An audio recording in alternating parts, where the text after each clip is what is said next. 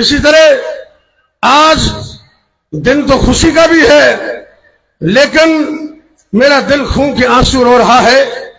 کتنا عرصہ ہو گیا فلسطین کے اندر چھوٹے چھوٹے بچوں کو، مسلمانوں کو، تمام امت کے لوگوں کو بے دردی کے ساتھ قتل کیا جا رہا ہے، اور ان کے نام و نشان کو ختم کرنے کی کوشش کی جا رہی ہے۔ لیکن امت مسلمہ کے اندر یہ جو بے حسی ہے، اللہ اس کو ختم کر کے امت کے مسلمانوں کو، تمام دنیا کے مسلم ممالک کو صف اول میں کھڑا ہونے کی ہمت عطا کر دے۔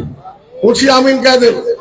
یاد رکھیے، جب ہمارے بھائی مظلوم ہوں گے، ظلم کی چکی میں پس رہے ہوں گے، ایسا نہ ہو کہ وہ عذاب ہماری طرف بھی آ جائے۔ اللہ مظلوموں کی مدد فرما، دل سے آمین کہہ دے۔ اللہ مظلوموں کی مدد فرما۔ کشمیر میں، خاص کر فلسطین غزہ میں جو مظلوم ہے، اللہ تو ان کی مدد فرما، ظالموں کو نیست و نابود کر دے۔ مجھے کہہ دے آمین۔ اللہ ظالموں کو تباہ و برباد کر دے۔